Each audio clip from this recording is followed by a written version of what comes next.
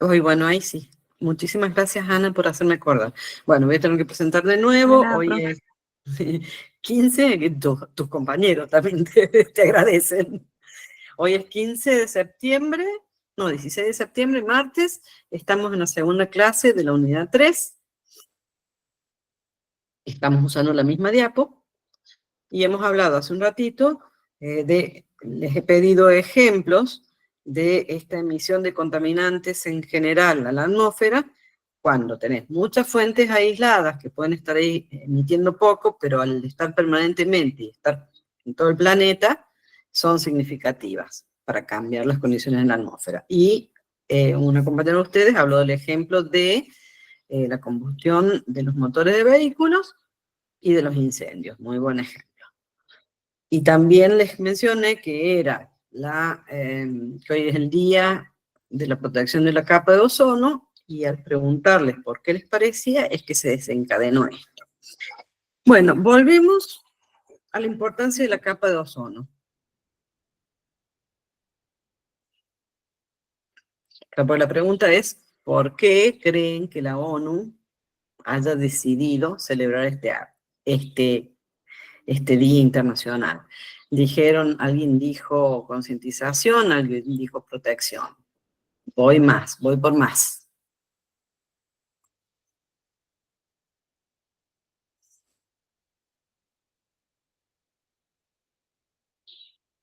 De lo que han leído, de lo que hemos visto en clase.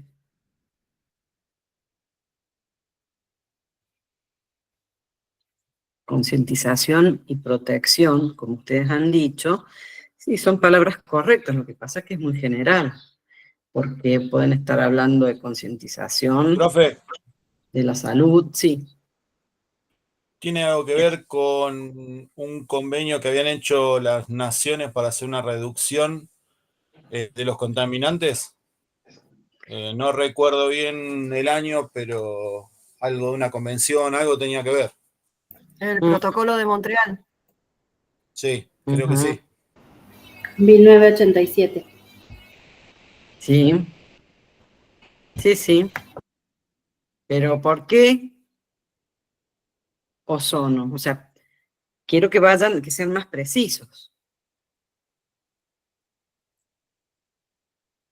O sea, ¿por qué? ¿Qué tan importante es entonces la capa de ozono para que Porque es las vital naciones para la vida, entiendan? profe.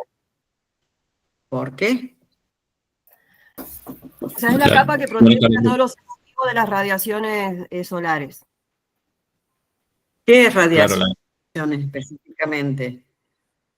la capa de ozono es... Radiaciones de rayos UV que ingresan por la energía solar. ¿Cómo, Carlos, las radiaciones que qué? La radiación es emitida, en este caso, por el sol. O sea, la capa de ozono la filtra y deja entrar solo una pequeña porción. No tener la capa de ozono, moriríamos irradiados. ¿Quién da más? Está bien, Carlos, pero ¿quién da más? Sí, Las radiaciones, profe, son las energías que viajan en forma de ondas o partículas. Sí. Fabricio, Yurchak, dinos.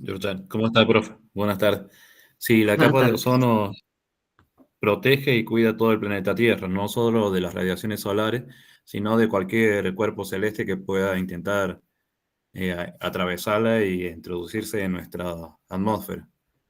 Es vital porque mantiene los diferentes tipos de gases que permiten la vida en la Tierra y generar así, bueno, de acuerdo a los gases dañinos se genera el efecto invernadero y de acuerdo... Pare, Fabricio. ¿No fue mucho? Que te estás embarullando y estás mezclando las peras con las manzanas. Sí, costumbre mía. ¿Quién va? Perdón. ¿Quién va? ¿Quién da más? ¿Quién da más? Vamos, está recontra explicado en el texto. Nadie ha dicho nada que esté mal hasta ahora, pero no es suficiente en esta tecnicatura. Día Mundial de la Protección de la Capa de Ozono. Y la pregunta que les hice es, ¿por qué la ONU Digo ONU, pero en realidad, bueno, generalmente la ONU es la Organización de las Naciones Unidas y tiene distintas agencias y ramas según lo que estén cuidando las Naciones Unidas. De hecho, para lo que es ambiente y contaminación hay un montón, desde la UICN, que es para la naturaleza, la Unión Mundial para la Naturaleza, después, bueno, la Agenda 21, después hay un montón de suborganizaciones. Por eso yo dije nada más que la ONU, porque este año yo no he decidido no incorporar esta parte de la historia de las cumbres. En esta solamente basta que vamos a mencionar y tener en cuenta la Cumbre de París del 2015 y de la Agenda 21, la Agenda de los Objetivos del Desarrollo Sostenible, Agenda 2030, que son las últimas, pero en realidad hay mucha historia. Bueno, entonces, volviendo. La ONU ha establecido Día Mundial de, vamos a verlo bien exactamente el nombre. A ver, Día Internacional de la Preservación de la Capa de Ozono. Ese es el título. La ONU lo estableció, ustedes dijeron ante la primera pregunta, ¿por qué? Y bueno, para concientizar. Dije, bueno, vamos por más, bueno, alguien habló de protección, después siguieron explicando, no está mal. Específicamente, ¿por qué la capa de ozono? Hay 57 personas en la clase. Alguien tiene que saber, está en los textos. Y puede ser, profe, para concientizar sobre bueno, la capa de ozono que filtran los rayos ultravioleta. Puede ser para preservar la capa porque no es renovable Rayos la capa. ultravioletas.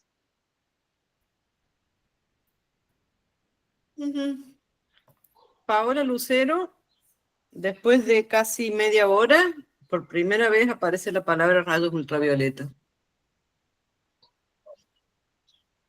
Radiación ultravioleta del sol, perdón. Bueno, sí, es una longitud de la onda del espectro electromagnético, que es amplísimo, que viene del Sol. Cuando hablan de radiación solar y no especifican, se pueden referir a cualquiera de los rangos del espectro electromagnético que llegan a la Tierra. Y también están los rayos gamma. Se pueden estar refiriendo a la parte de la luz visible. Pero cuando hablamos de capa de ozono, Rocío, sí. ¿Usted quiere saber por qué se eligió ese día específicamente No. o por qué? ¿Por qué la importancia? O sea, ¿qué ¿Por qué la importancia? tiene ¿por qué la capa de ozono tiene un día internacional? ¿Qué está considerando la ONU para poner un día internacional? Sí, la generalidad sabemos que siempre es para concientizar, es para poner en la agenda de la gente ciertos temas. También es hay un día mundial de la niñez, del niño, hay un día mundial del SIDA, hay un día mundial creo que hasta del oxígeno, hay un día mundial de las montañas, hay un día mundial del ahorro de la energía, un montón.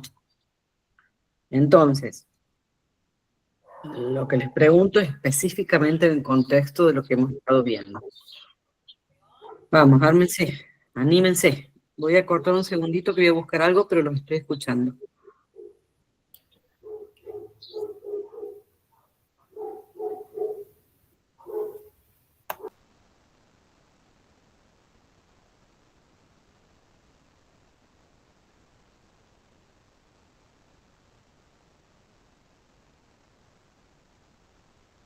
Profe, ¿puede ser que ese día se conmemora porque nos debe recordar que debemos proteger la capa de ozono y crear una conciencia sobre la necesidad de preservar la capa protectora de los rayos ultravioleta del sol? Claro. O sea, la pregunta a donde apunto es la importancia de la capa de ozono. Los internacionales ya les acabo de explicar que es para concientizar, poner en agenda, visibilizar. Pero lo que les estoy preguntando específicamente es de contenido que está presentado ya en unidad, y quiero que me lo digan. Ya van dos que van por el lado de los ultravioletas. En realidad ese es el punto. ¿Y por qué es dañino para la salud? Si se agota el ozono. Sí. Porque protege a Todavía la no tengo Tierra de terminología. rayos ultravioletas. Los Sí, rayos Ana Mora. ultravioleta dañan la piel. Ana Mora. Sí, la capa de ozono es fundamental porque protege a la Tierra de los rayos ultravioletas. Ajá. Eso es cierto, y eso es una aseveración axiomática del tipo de las que se esperan de ustedes. O sea, es el Día Mundial de la Capa de Ozono. ¿Por qué? Por la importancia que tiene la capa de ozono como filtro de cierto rango, no de todo el rango, pero de un alto rango de la radiación ultravioleta. De toda la que llega del Sol, la de ozono es clave para la radiación ultravioleta. Y no todas, incluso en el texto tienen como 3 niveles, y deja pasar a uno de los 3. Y ese solo uno que deja pasar ya es suficiente para que desde hace tiempo estemos usando protector pantalla solar aún en invierno.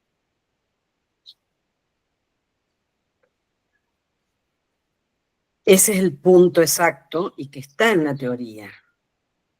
Y ese es el tipo de respuesta que se espera, porque ya es el más conciso para un técnico. O sea, ¿por qué protegemos la capa de ozono? ¿Que es vital? Ya sabemos, en realidad todo lo que está en la atmósfera de manera natural es vital porque ha creado las condiciones en las cuales la vida, como la conocemos, ha evolucionado, y aquí estamos nosotros, nuestra especie, con toda nuestra civilización, nuestra tecnología, porque pudimos vivir y desarrollarnos. Y todo ser vivo se desarrolla en un ambiente presionándolo y a la vez recibiendo las presiones ambientales.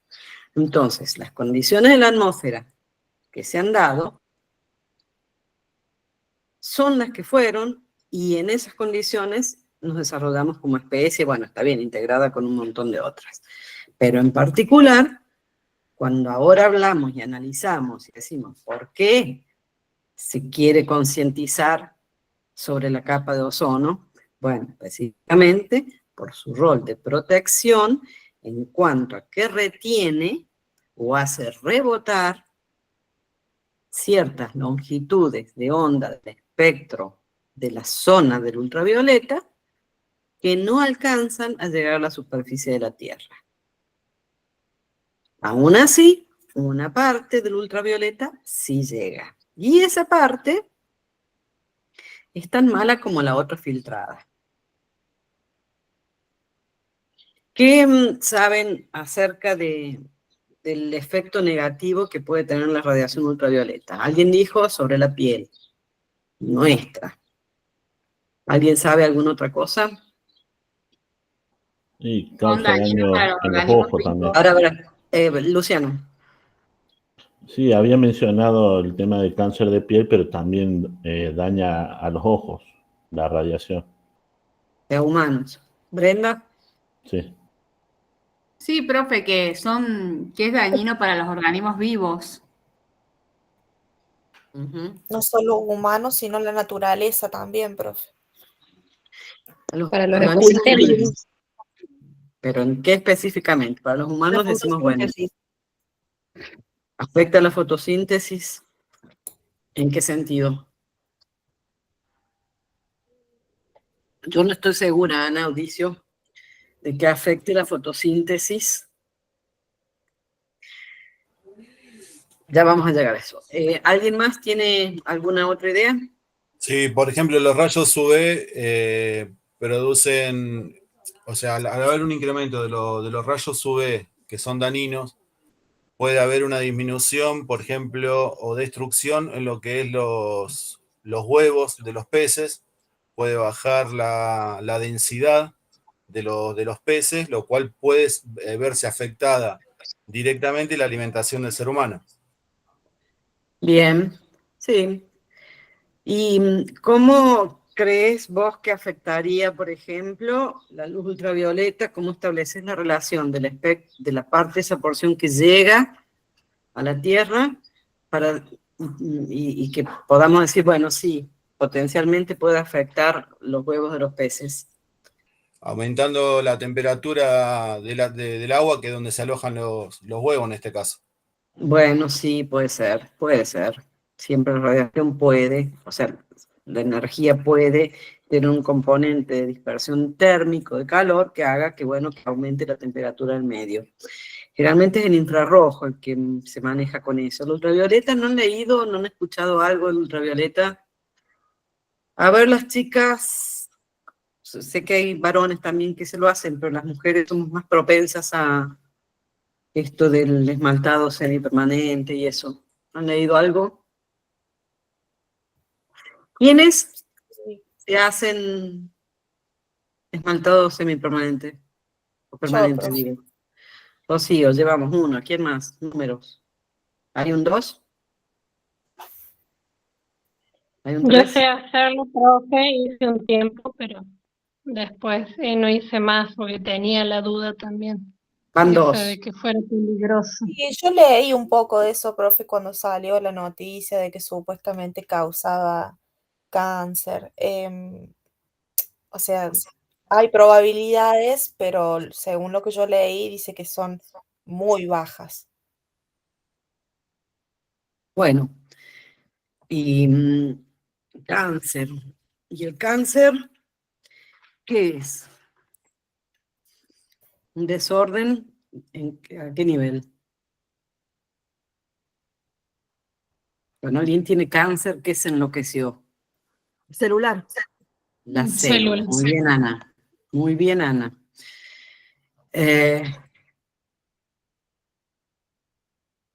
Bueno, para hacerle corte y empezar con la clase. La radiación ultravioleta afecta a nivel celular y por eso podría afectar la fotosíntesis. Esto yo no lo aseguro porque yo no lo sé, pero si investigamos un poco seguramente va a haber un montón de papers científicos donde se ha medido hojas o poblaciones de una especie, bueno, afectadas o no por cierta radiación, y que puede haber mutaciones a nivel celular. Y típico, por ahí, de estudios científicos, cuando estudian mutaciones genéticas, o sea, ya mucho más pequeño que nivel célula.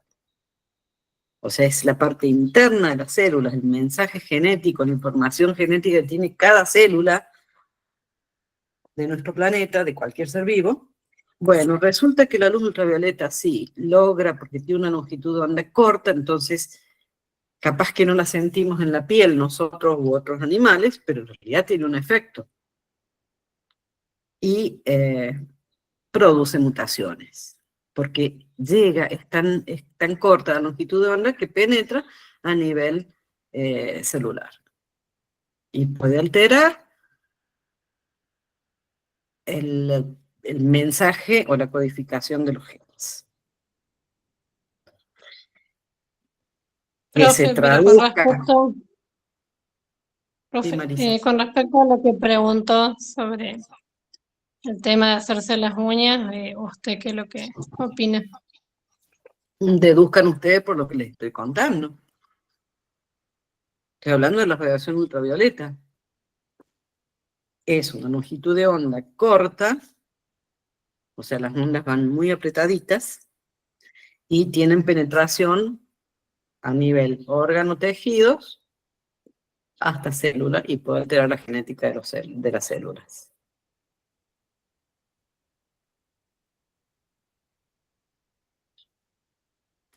Sí, yo creo que es por la misma longitud de onda y también por la porquería de cantidad de elementos que debe tener eso para que se endurezca gracias a la luz ultravioleta. O sea, es un combo para mí demasiado nocivo para poner en algo tan delicado como una uña.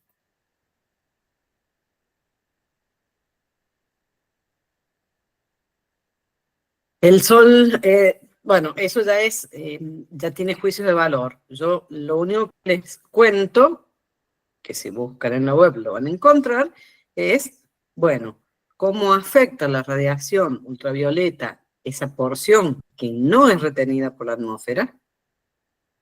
Es alfa, beta y gamma, no, ABC o alfa, beta y gamma, no me acuerdo, está puesto ahí en el texto. ¿Cuál de las tres es la que no puede ser retenida, que sí o sí llega? Y de esa nos tenemos que cuidar porque la atmósfera no la está reteniendo. Pero encima, creo que les comenté de que había determinados contaminantes que adelgazaban la capa de ozono porque contaminantes de cualquier clase, principalmente con base de cloro, que una vez en la atmósfera reaccionaban, reaccionan donde estén, pero bueno, cuando están arriba, reaccionan y tienen mucha afinidad para captar oxígeno. Entonces el oxígeno, el tercer oxígeno que tendría que formar la molécula de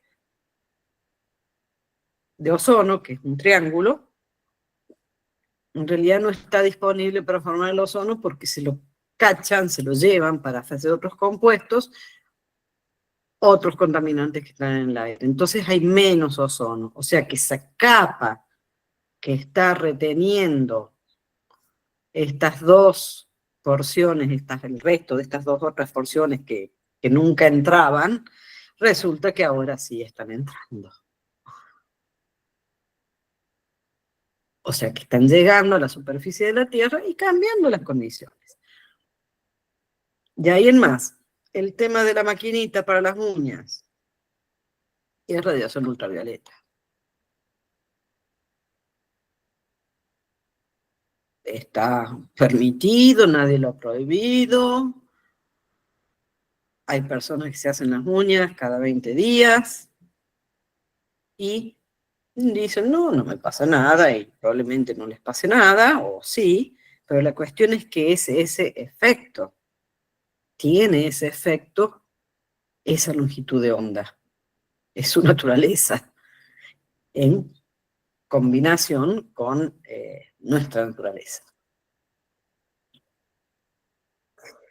Bueno, entonces, Día Mundial de la Capa de Ozono es, obviamente, es para concientizar y poner en agenda sobre la importancia de la integridad natural de esa capa de ozono porque tiene una función protectora muy específica que es retener, filtrar, reflejar, hay un montón de fenómenos, la mayor parte de la radiación ultravioleta que llega a nuestra atmósfera. Y como sabemos los efectos que tiene sobre los seres vivos, y bueno, es nociva. Y si lo pensamos en términos estrictos de contaminación, y por lo que se sabe de la historia de la Tierra, y bueno, capaz que antes que existiera el hombre, o en algunas épocas pudo haber momentos en que esa capa estuviera delgada, pero de hecho hemos evolucionado y estamos así como estamos ahora, por las condiciones de esa capa de ozono íntegra, no delgada.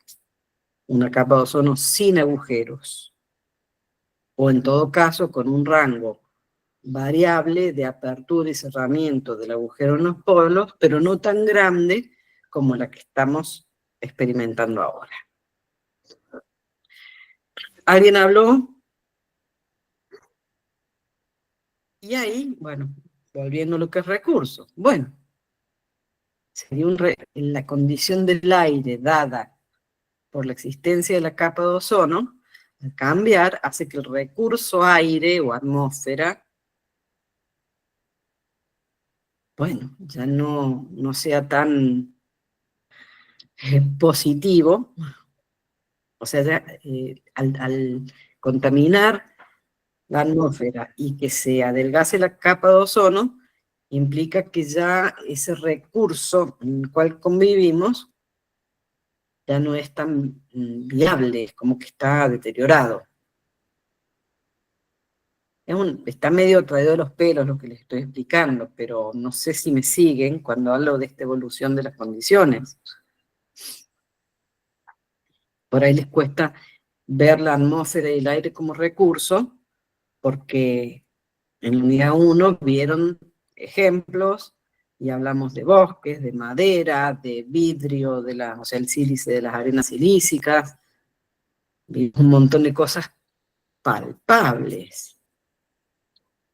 Pero bueno, tenemos que hacer el esfuercito de entender también que el aire y la atmósfera es un recurso natural en sentido estricto y en realidad por sus condiciones provee una serie de características que si nosotros lo usamos, ya sea pasivamente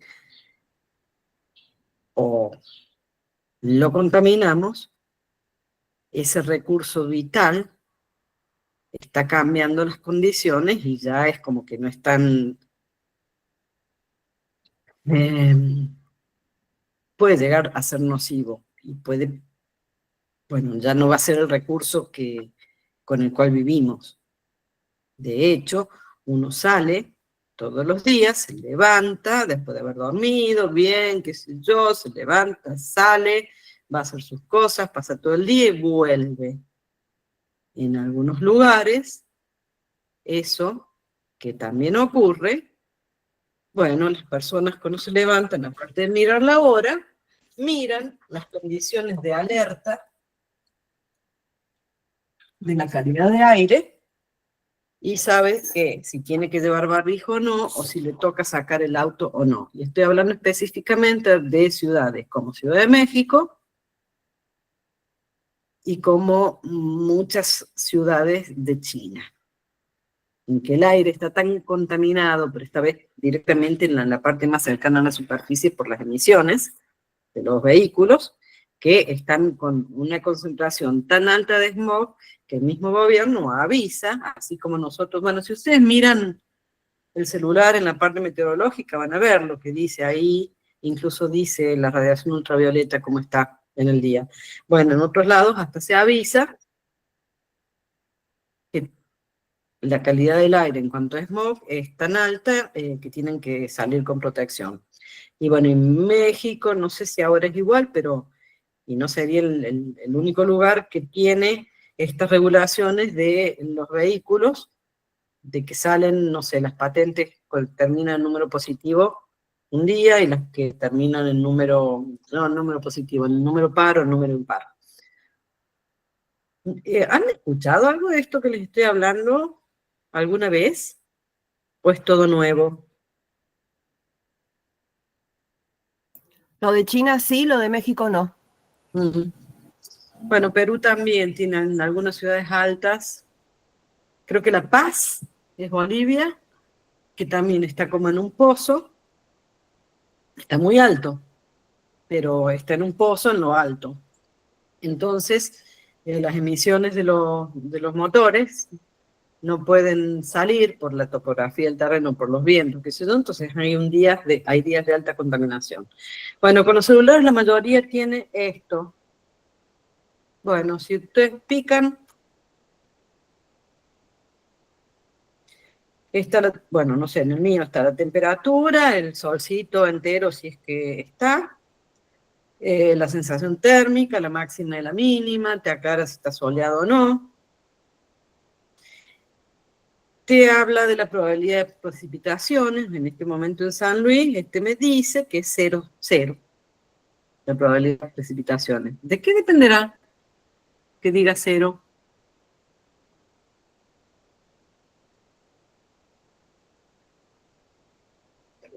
¿Qué no habría en el aire en este momento para que diga que hay cero?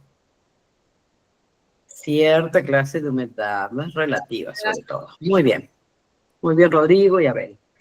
Y después el mío al lado dice índice UV moderado. Hay días en que lo he visto alto, hay días que lo he visto bajo, y si empiezan a prestar atención de mirar el cielo y mirar el pronóstico, no el pronóstico, sí, el estado del tiempo en su celular, comparen, va a haber días nublados o va a haber días soleados, y este índice de UV va a cambiar. O sea, hay en el estado del tiempo, incluso marcan este UV, o sea, relación directa con cómo está funcionando, como en ese momento la capa de ozono. Acá dice marca la presión, en el mío no, a ver, bueno, tenemos después la temperatura por horas y la humedad, o sea, no, la probabilidad de precipitación por hora. Y después en detalles El polen también. En algunos casos te ponen, bueno, en el mío ahora dice, sí, índice ultravioleta, salida del sol, el horario, atardecer, humedad, no dice, sí. La humedad está en porcentajes, ¿qué humedad es? Teoría.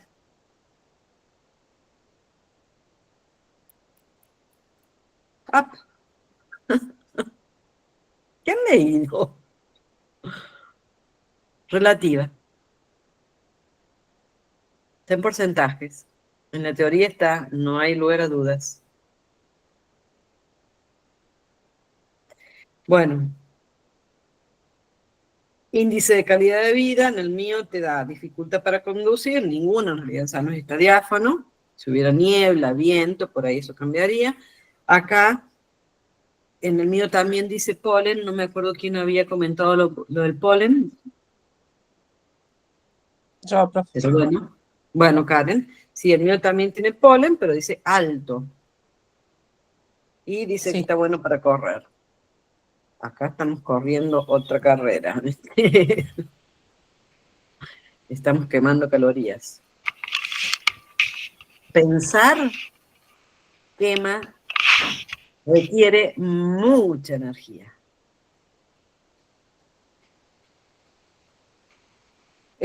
¿Por qué el polen está alto? Por el brote de la primavera. Bien.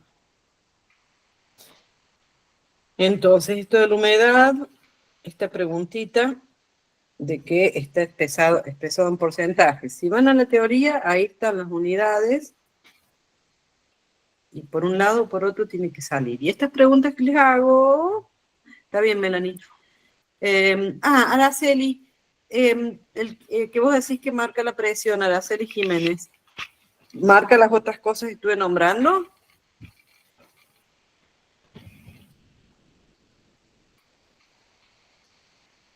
Araceli, ¿estás ahí? Bueno, en el mío no marca la presión. En esta primera, capaz que si entro a la página específica, capaz haya más, pero acá, en estos Segunda datos... página. Bueno, humedad. Y esto de la salida del sol y el atardecer, aparte de, bueno, que puede servir para nosotros para saber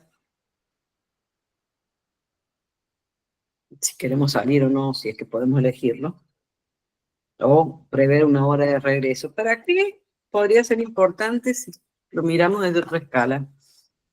El horario de la salida del sol y el horario de la puesta del sol. Para el aprovechamiento de la luz solar y no gastar tanta energía eléctrica. Bien, ¿y qué más? Puede ser La aprovechar luz también la solar. energía solar como tal para acumularla. Bien, ¿qué más? Está bien, Carlos. Lo que decís está bien.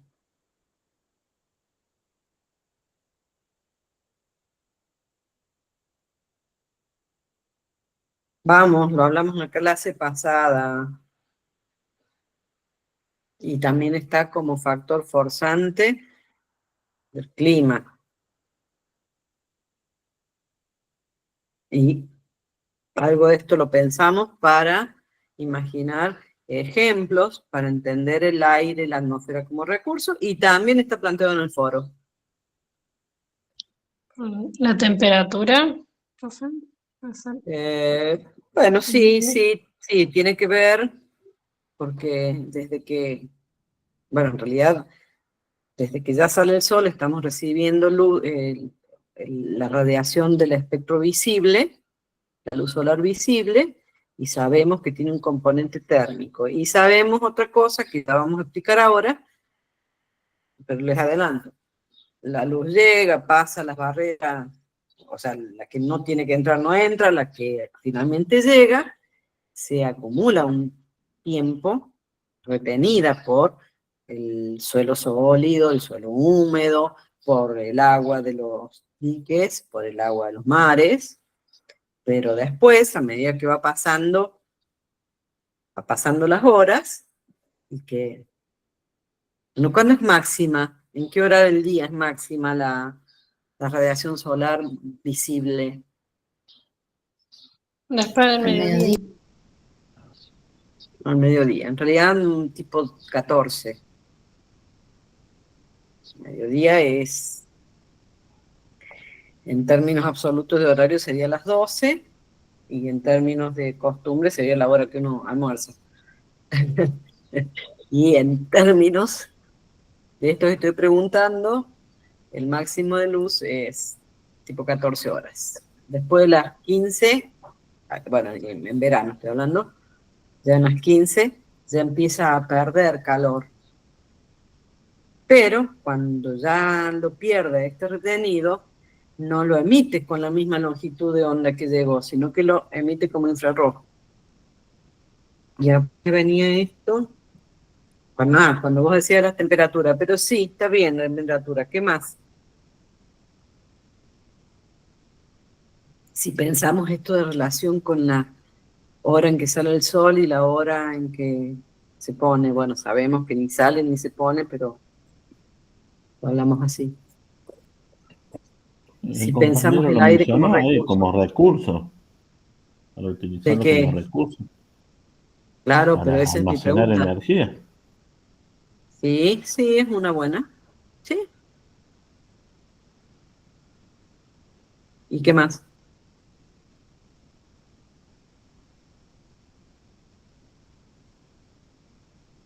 Bueno, hemos hablado de, en el práctico creo que está también, hablamos de cultivos, hablamos de cantidad de horas de sol acumuladas, ya sea en el día o en una estación, para que ocurran ciertos procesos en el crecimiento, en el ciclo de vida de las plantas, por ejemplo. Bueno, y de los animales también.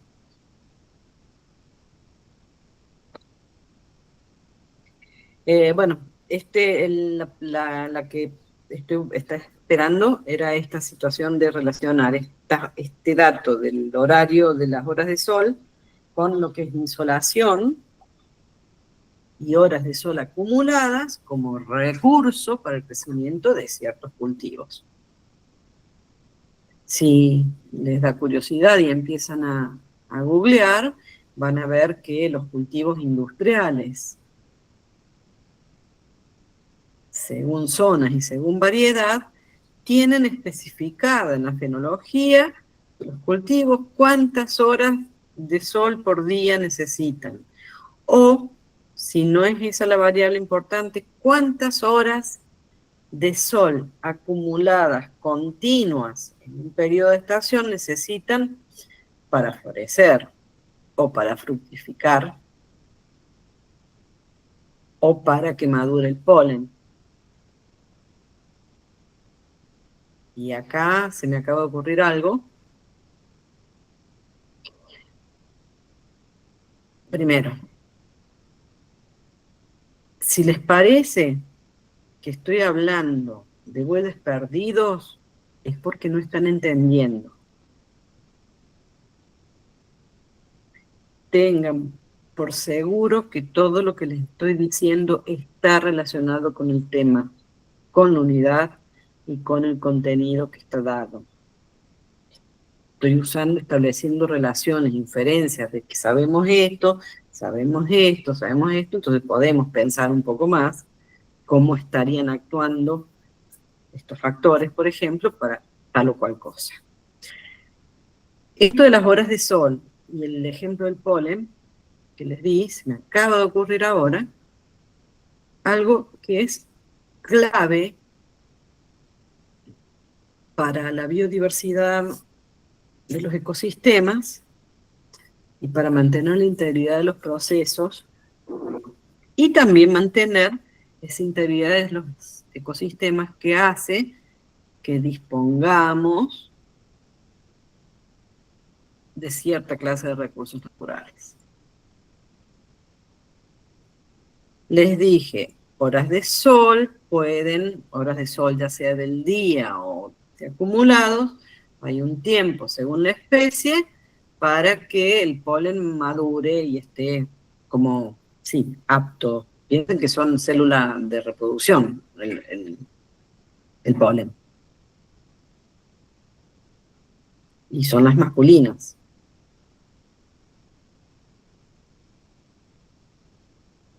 Eso que yo les digo, ¿me siguieron? Bien, Araceli. ¿Qué relación tiene con la miel? Con tener suficiente miel silvestre para recolectar, supónganse que vivimos en el campo, que no tenemos, bueno, que sí, que necesitamos miel y que nos estamos aprovechando de las abejas para conseguirla. ¿Cómo relacionan lo que les acabo de decir?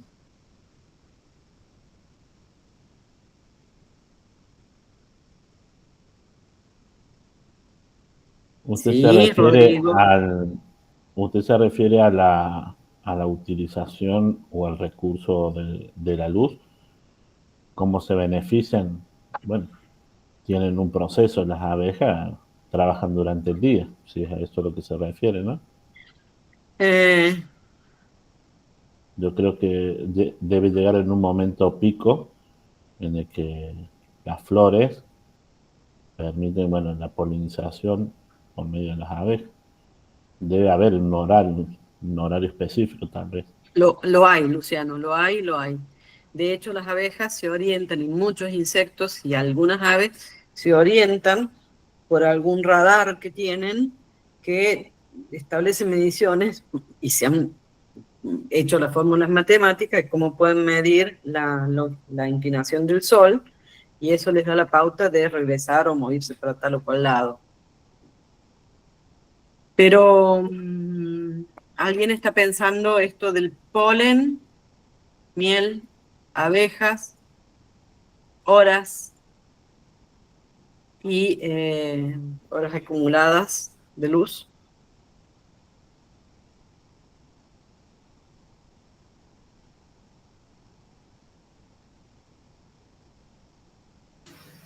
Profe, Y Lourdes, ¿tiene que ver con el efecto invernadero de la atmósfera? No. ¿No? No. El No, estamos equilibrio hablando de eléctrico. horas de luz. O sea, todo vino de el celular y el dato del celular que dice hora de salida del sol y hora de puesta del sol. Y les comenté esto de las horas acumuladas, que creo que ya lo hablamos la otra vez pasada, también. Y ciertas horas acumuladas pueden determinar el momento en que el polen está maduro.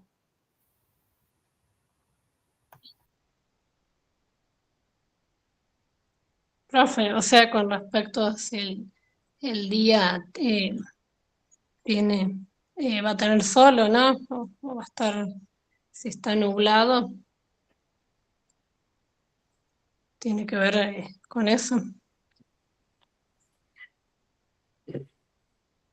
Sí, pero no aclaramos la cosa. Bueno, se los cuento. Pero me escucharon. las variables que hablé, horas de sol acumulado, les hablé del rendimiento de las cosechas. Después comenté del polen, que bueno, puede ser en algunas especies que después de tantas horas de sol está el polen maduro, como maduro apto para fecundar la parte femenina de la planta. Si esa madurez del polen dependiera solo exclusivamente de las horas de sol, si cambia esto de las horas de sol por nubosidad, por algún factor, sí, generalmente por nubosidad, o que por cambios, un lugar que tenía ciertos momentos de nubosidad en la semana ya no están, puede que se acelere el tiempo de madurez del polen, y puede que las abejas u otros insectos que sean agentes polinizadores no estén activos todavía, porque necesitan mucho más que las horas de sol para activarse. Entonces vas a tener las plantas, imaginemos pie femenino, pie masculino, con sus elementos para reproducción a punto, pero el transportista natural no está disponible, todavía está guardado en las colmenas. Entonces va a bajar la productividad. La posibilidad de fecundar las plantas hembras y que éstas, bueno, desarrollen, florezcan, tengan fruto y den la descendencia fértil, o los recursos también que nosotros estamos usando. ¿Lo entendieron?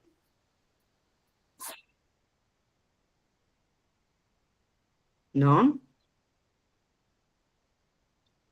Sí, Karen parece que sí, o al menos le gustó. Sí, ya entiendo. ¿Entendieron la Ellos línea utilizan mayor hipotética? recurso la luz solar, a eso se refiere. No, esta relación de lo que ¿por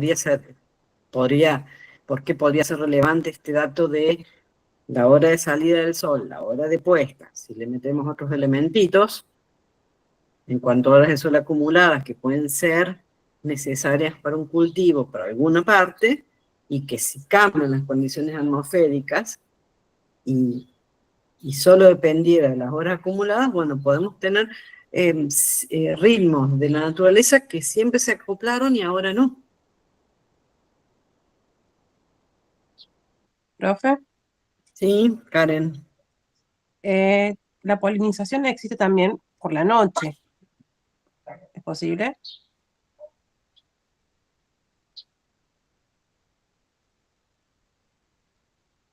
Podrías decir, no te entiendo. No, que hay plantas que requieren estamos la hablando de polinización por la noche.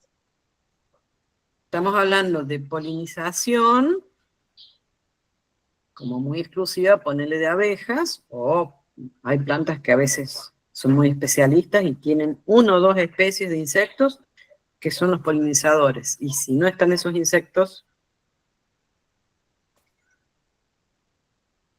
no van a poder hacerlo. Hay otras polinizaciones que ocurren por el viento, lo anemófilo,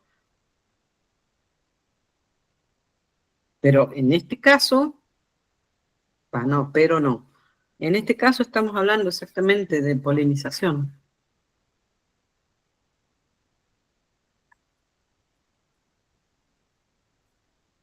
Karen, bueno, voy a empezar a...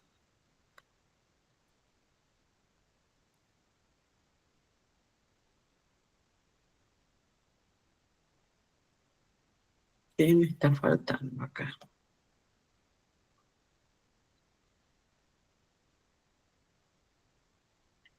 ¿Están viendo bien la pantalla? Sí, profe. Hola. Bueno, yo casi que no los veo a ustedes. Bueno, vamos a hablar En la otra vez quedamos ahí bien la diapo amarilla, ¿no? Volvamos a los conceptos iniciales de unidad 1, 1, 2 y 1, 3. ¿Están viendo eso? Sí, profe. Sí, Bien. profe. Sí, sí.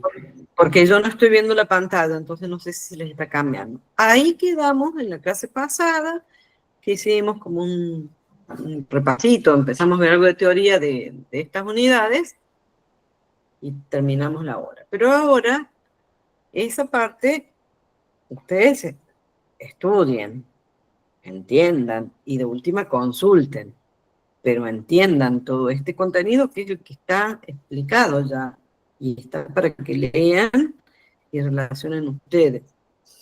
Voy a usar lo que queda del tiempo para hablar de cambio climático global y vamos a tener, no, ustedes ya tienen, el jueves van a tener clase de consulta para el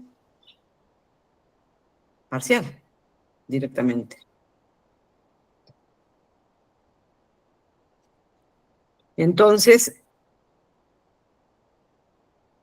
y también yo les había ofrecido que si querían una clase más antes del parcial, que simplemente se pusieran de acuerdo, me la pidieran y combinaban. Hasta ahora, como clase teórica, tenemos esto, como una.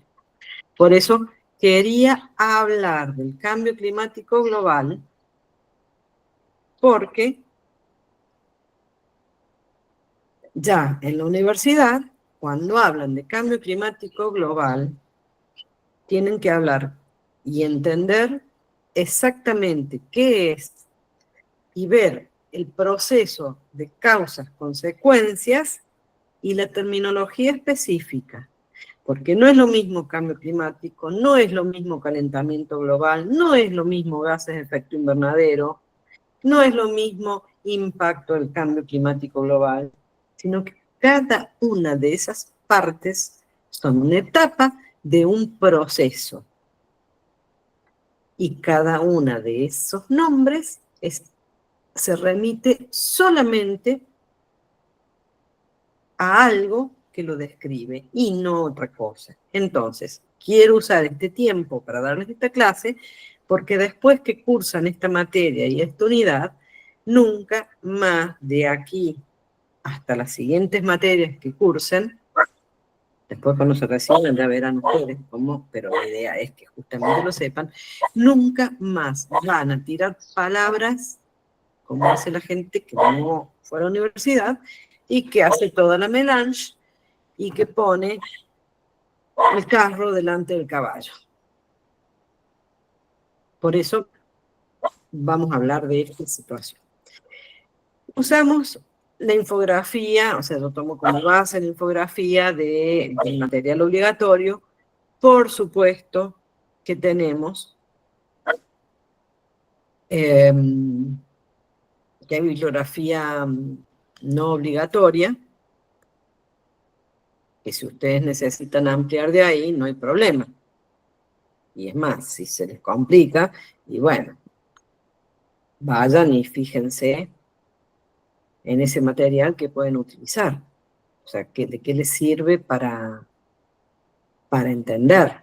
Si lo que está explicado es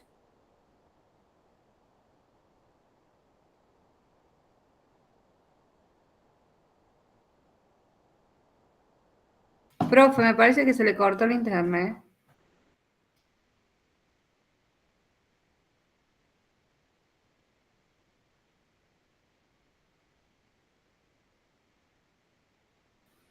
Hola, hola.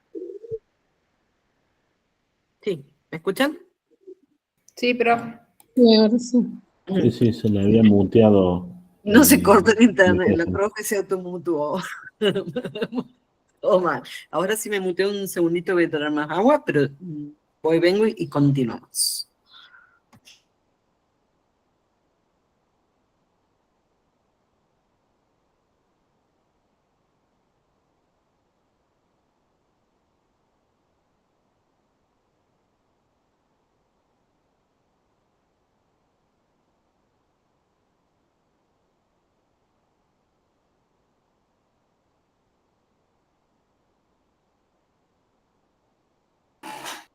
Bueno, entonces, usamos, ya les decía, el mismo material de base que tenemos en unidad 1.4. Si no les alcanza, lean más, tienen material opcional, y bueno, y aparte todo el mundo tiene la web en sus manos.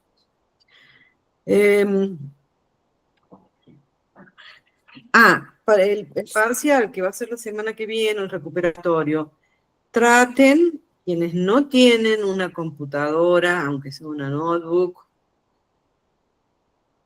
o una classmate, lo que sea, no es conveniente un celular. No es la mejor herramienta para cursar, o es una herramienta que no es suficiente para cursar una materia en la universidad.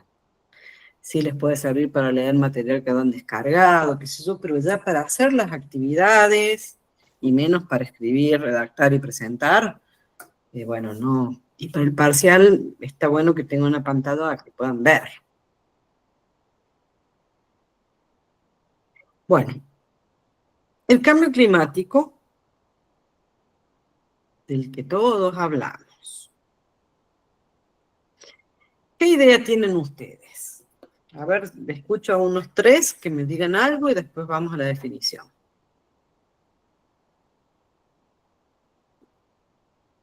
¿Qué entienden ustedes de lo que han visto hasta hoy? Desde su secundario, de las noticias, de lo que es el cambio climático. ¿Qué está pasando?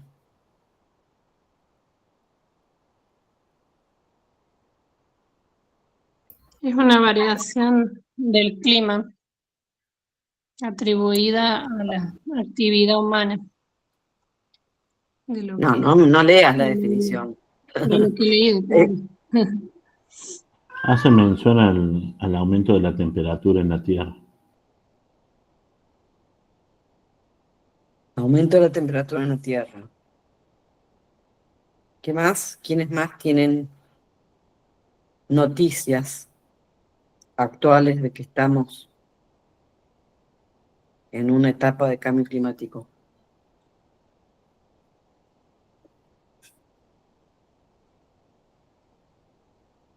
Aumento de la temperatura.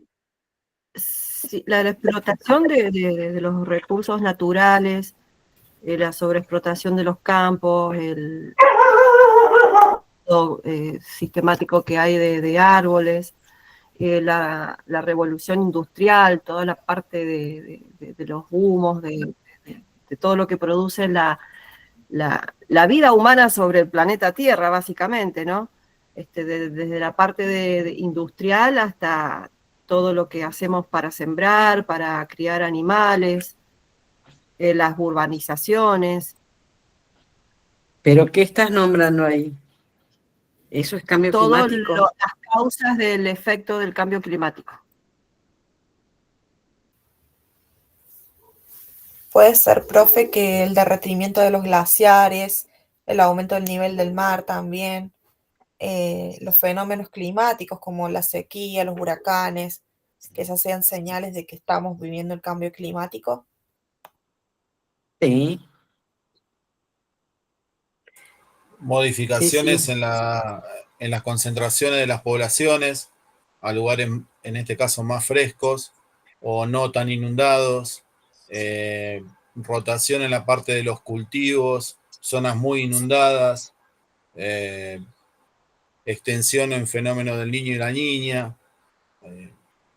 Al menos eso es lo que yo escucho que resuena mucho con el cambio climático. Bien. Todos esos son efectos. Y no del cambio climático.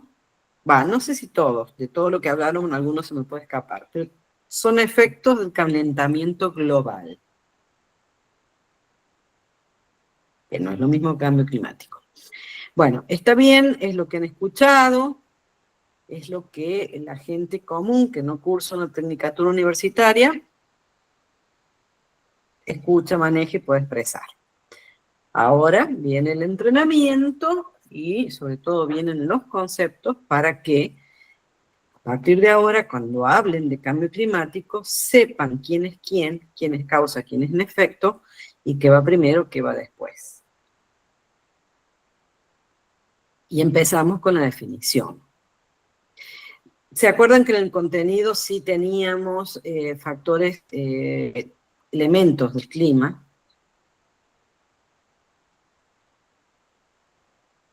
Que hablábamos de factores determinantes del clima y factores forzantes. También hablamos de elementos y variables climatológicas. Estoy en unidad 2. El clima, todavía no vamos a la definición, estoy haciendo la intro para que distingan. Clima, de tiempo meteorológico, y por qué hablamos de cambio climático. Clima es el estado promedio de la atmósfera y las condiciones meteorológicas en un lugar, región amplia, en lapsos grandes de tiempo. Grandes, muy grandes. Y el clima está incidido, presionado, modulado, dice acá en la definición, estoy en la unidad 3.2, por la interacción entre la atmósfera, los océanos, las capas de hielo, la actividad del hombre, los suelos, o sea, por todas las otras esferas de la vida en la superficie terrestre. Pero esta parte, esta interacción entre la atmósfera con todos estos elementos, y en grandes lapsos de tiempo, es lo que llamamos, y que caracterizan ciertas condiciones meteorológicas y de la atmósfera en un lugar, es lo que llamamos clima. Y cuando decimos que hay climas variables, que hay mucha diferencia entre verano e invierno, o viceversa. Por ejemplo, en el Ecuador están en una permanente, en el Ecuador, en la zona geográfica de la Tierra denominada Ecuador, no en el país.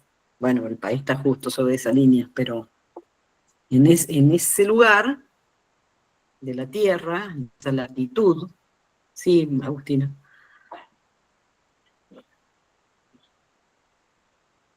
No hay tanta diferencia de estaciones entre verano e invierno. Están todo el año con un rango de una amplitud de temperatura no muy grande, generalmente es nuboso, mientras que, y es húmedo justamente, porque las nubes tienen humedad, y es el clima típico ecuatorial. Y encima es distinto el clima ecuatorial en una zona continental, o sea que tiene mucha superficie de tierra, a una zona de islas, o una zona que es puro mar. El tiempo en los trópicos,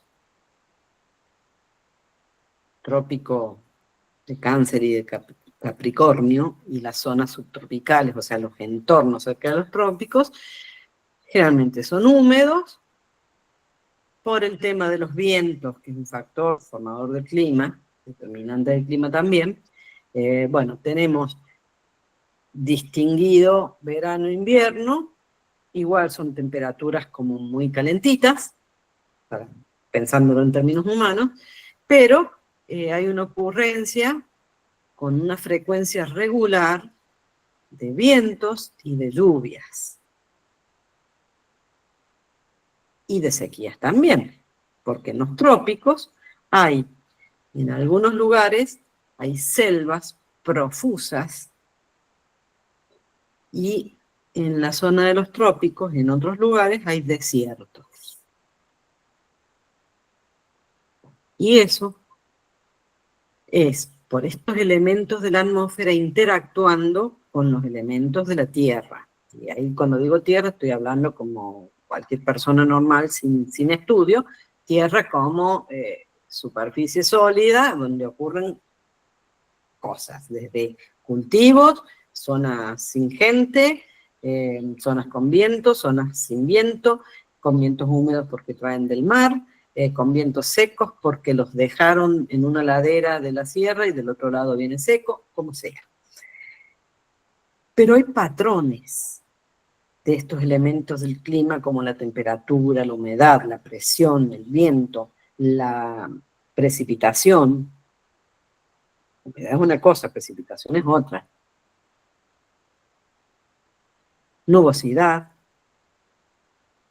que son más o menos constantes. Hay un patrón en cada zona y cuando hablamos de clima, por lo menos, y que decimos que en este clima, bueno, las lluvias generalmente se dan en verano, las isoietas, que son las líneas que unen mismas cantidades de precipitación en el año, pero durante 30 años por lo menos, es de tal y tal, y puede haber un poco de variaciones, pero aún esas variaciones están dentro del rango de un patrón, de una ocurrencia.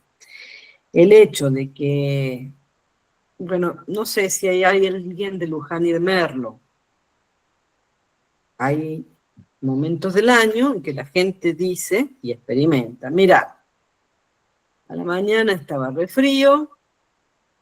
Otra cosa, con Merlo la gente dice, ay, se está frío y no era el microclima. Bueno, no tiene nada que ver una cosa con la otra, claro.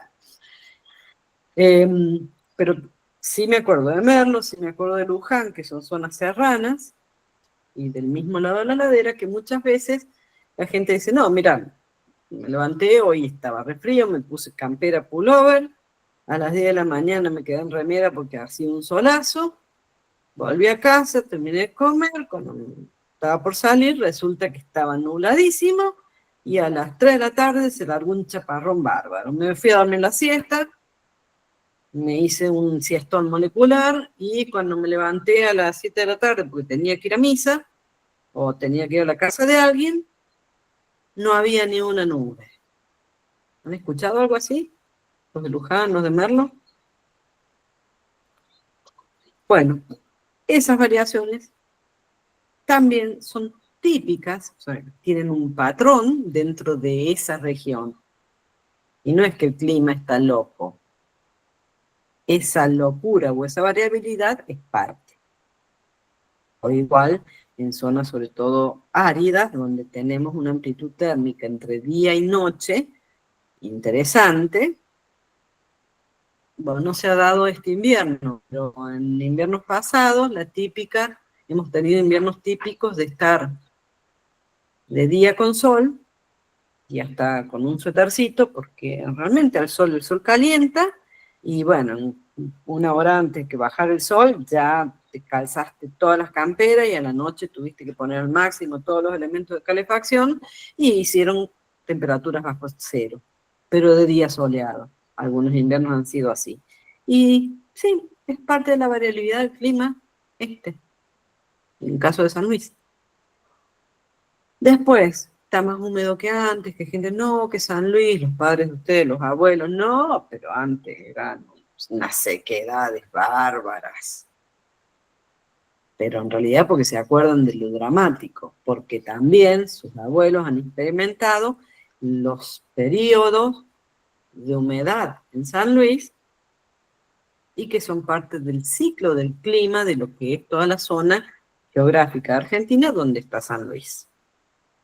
Y es el clima así, son estas características entre tiempo meteorológico y variaciones en grandes patrones de estas interacciones de la atmósfera, ya no solamente con San Luis solamente, sino con un montón de procesos que pasan en el mundo. El solo hecho de que tengamos lluvias,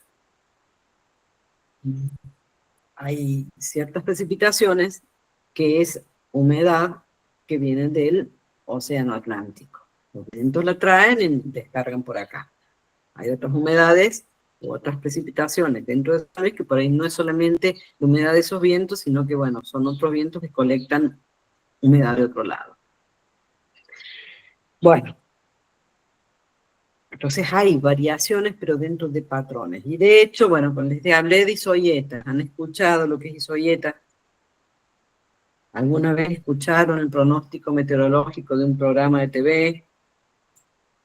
Bueno, isoietas unen es un gráfico, es una manera gráfica de dibujar datos históricos de por lo menos 30 años que van midiendo, o sea, van trazando y uniendo puntos, como esos dibujitos con números, que van uniendo puntos de igual precipitación.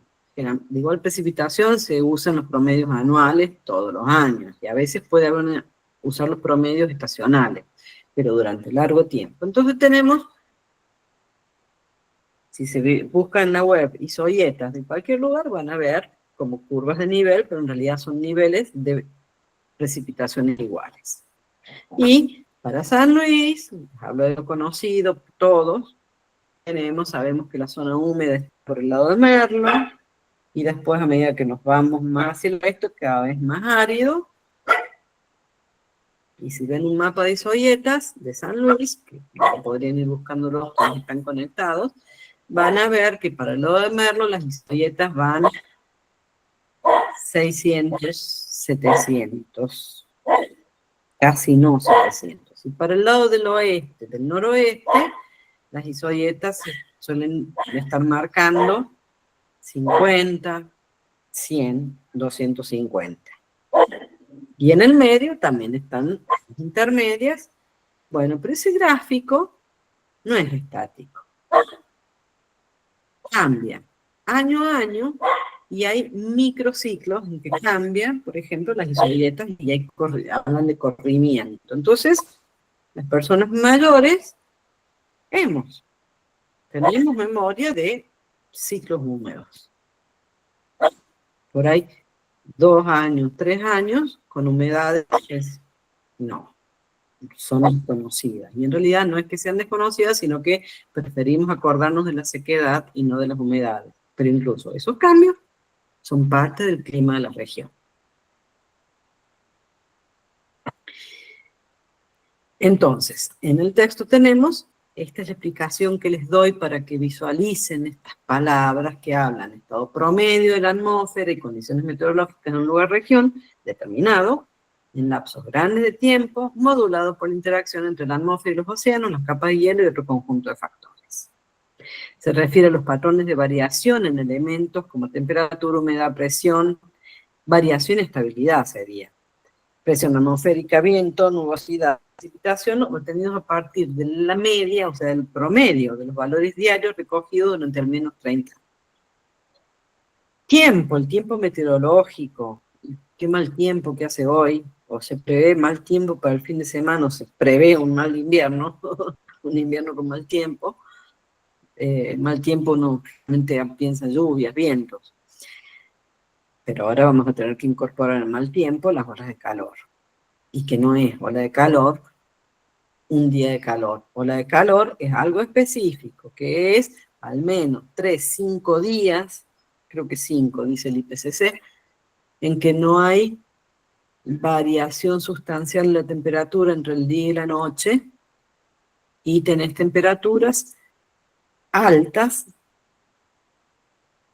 o sea, tenés temperaturas las máximas del lugar, pero varios días seguidos.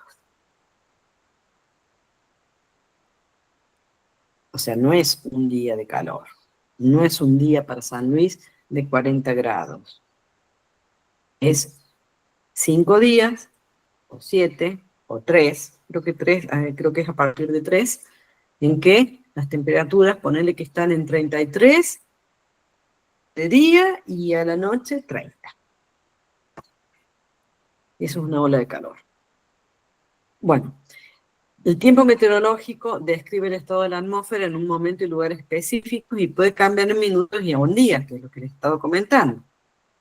Mientras que el clima representa las condiciones frecuentes y típicas de una región a lo largo de un tiempo considerable, mínimo 30 años, y es el resultado, como dijimos al principio, de la atmósfera, los océanos, la capa de hielo, nieve, los continentes, la vida en el planeta, y forman un sistema complejo. De hecho, hablando de sistemas complejos, alguien habló del niño y la niña en clase. Bueno, cuando habla del niño y la niña, está hablando de fenómenos climáticos asociados, cíclicos, asociados al movimiento y la temperatura de las masas de aire, de agua en los océanos, las corrientes marinas. Eso en realidad determina el clima. Bueno, en realidad todo determina porque todo está, cuando hablamos de clima, está todo relacionado. Pero bueno, las corrientes marinas es algo grande. A nivel océano, búsquense ya en la web, vean una imagen de la Tierra, lo que ocupa de un lado y del otro, lo que ocupan los océanos y las corrientes que hay. Y bueno, esas corrientes que hay calientes y frías según por donde han pasado, tienen una dinámica y un ciclo, y que en algún momento hay subsidencia porque viene la corriente cálida, si es aire, si es agua caliente va a estar arriba. Pero en algún momento va a tener un choque con una corriente fría que viene de una zona polar y se van a encontrar, son zonas de turbulencia, y lo más probable es que la caliente siga por arriba y la fría se meta más abajo, porque encima es más densa el agua fría que el agua caliente, como el aire. Son fluidos, ¿se acuerdan? Bueno, pero esta caliente se va enfriando, porque ya no sigue caliente sobre caliente, sino que está un gran chorro, una gran masa de agua, que venía caliente, tibia, está transitando encima de una masa que se metió abajo y que está fría, entonces se mezclan y va cambiando la temperatura, y eso, la temperatura hace el movimiento de los fluidos, pero también la topografía, también el lecho marino, las costas, todo eso. Bueno, todo ese movimiento que está en eones determina el clima de gran parte del planeta. Niño y la niña tienen que ver con estos movimientos en determinadas zonas del planeta, donde están estas zonas de subsidencia, o que por algún motivo, por ahí geográfico, la corriente se acerque más a una costa, y que después, por otra formación continental o submarina, en vez de seguir para arriba, haga una vuelta y salga para otra zona. Todo eso está mapeado. Y bueno, el niño y la niña tiene que ver con estos movimientos, más las interacciones con los vientos y con las zonas, con los bosques de todo el planeta y con las zonas desérticas también. Y tenemos alternando el niño y la niña, que son como compactos de tiempos meteorológicos anuales que están relacionados con la precipitación que ocurre en distintas zonas. Entonces, a una niña después viene el niño, uno de ellos viene seco, están caracterizados niña y niña y no los vemos acá.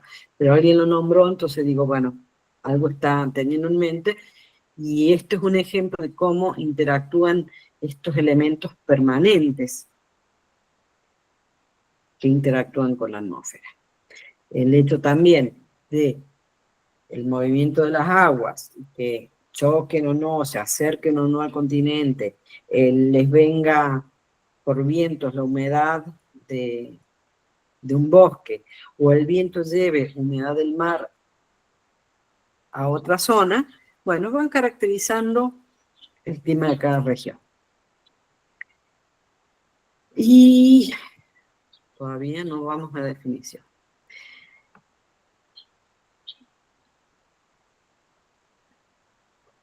Este conjunto de condiciones atmosféricas y sus evoluciones e interacciones, y que caracterizan un tiempo-lugar, está controlado, determinado e interactuado por dos clases de factores, según dos clases, porque los separaron en dos clases: factores forzantes y factores determinantes.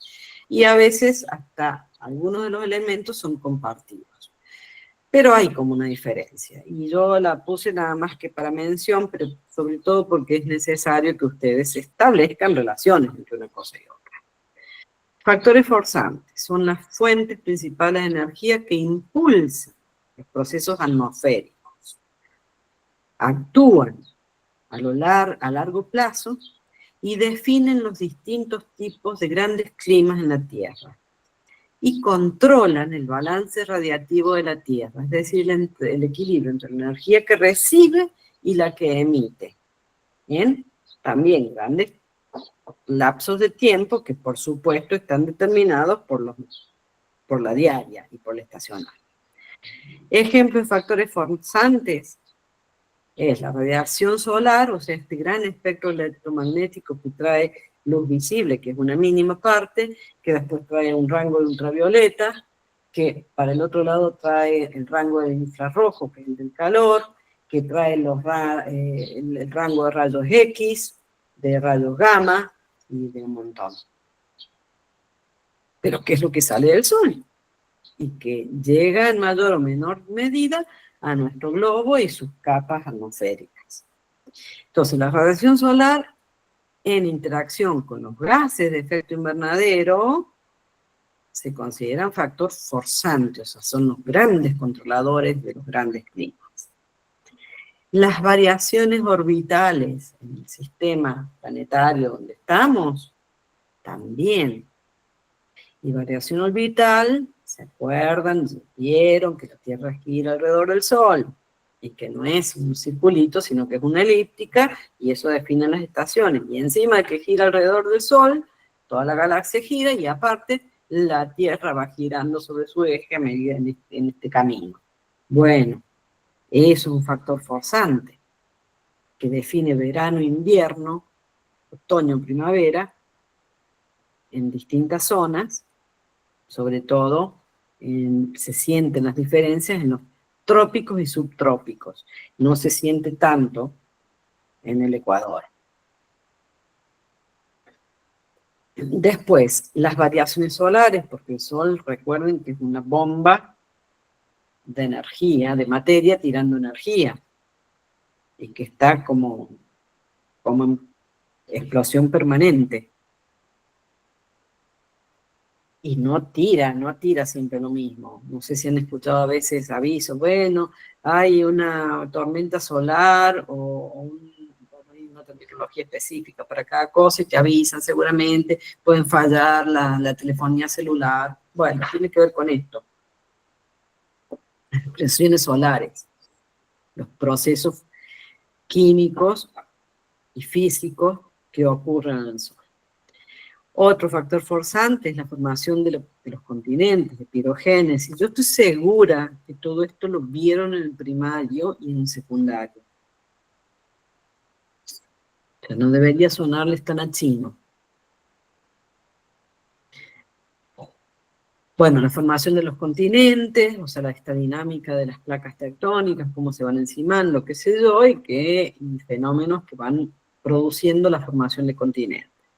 La formación de montañas, que llamamos orogénesis, las circulaciones oceánicas, de las que estuve hablando, la actividad volcánica, que es más la que no se ve, que está en los fondos suboceánicos, pero también hay actividad volcánica en la superficie, pero es mínima comparada con lo que ocurre bajo el agua. Y la composición variable de la atmósfera. Todo eso son los grandes impulsores de los procesos atmosféricos y sus combinaciones. Son factores forzantes de los climas.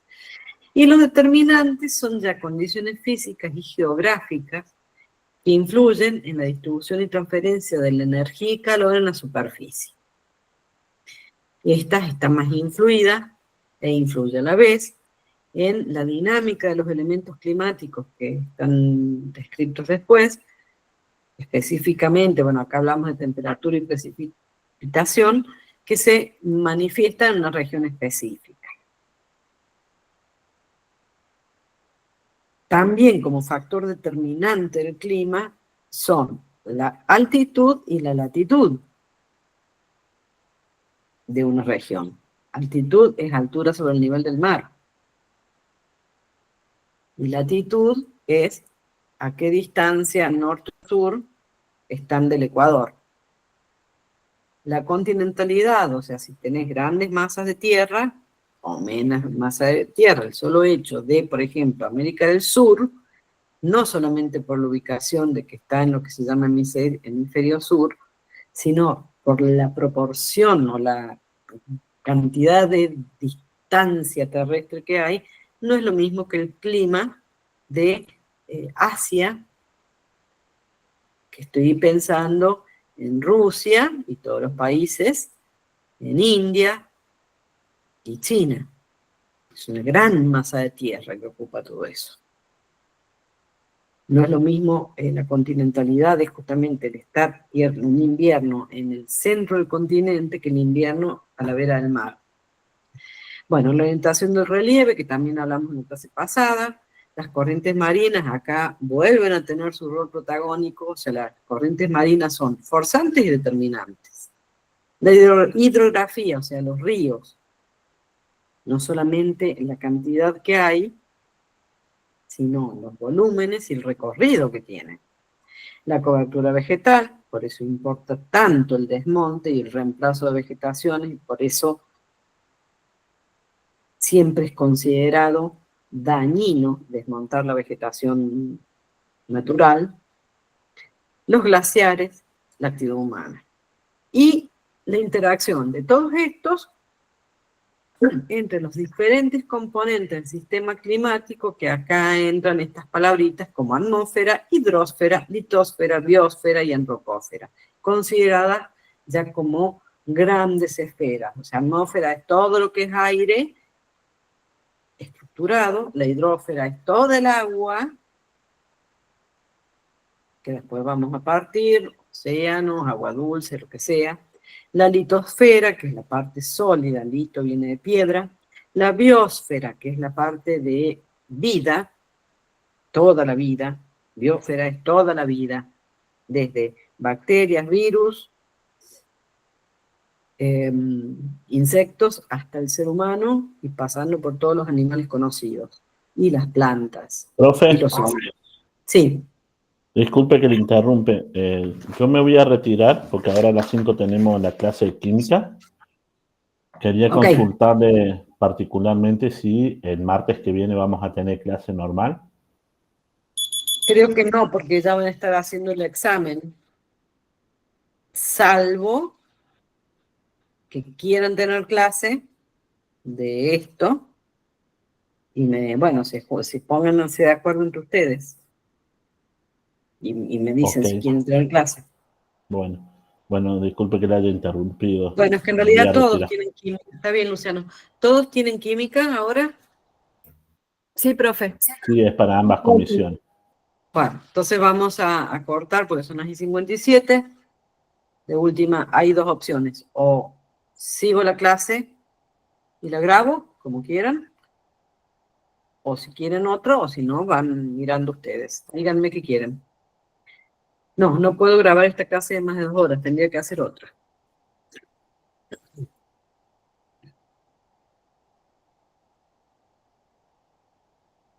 Bueno, los desconecto a todos y decido entonces yo. Gracias, profe. Gracias por la paciencia a todos ustedes. Hasta luego. Chao, profe. Chao, profe. Chao, profe, gracias.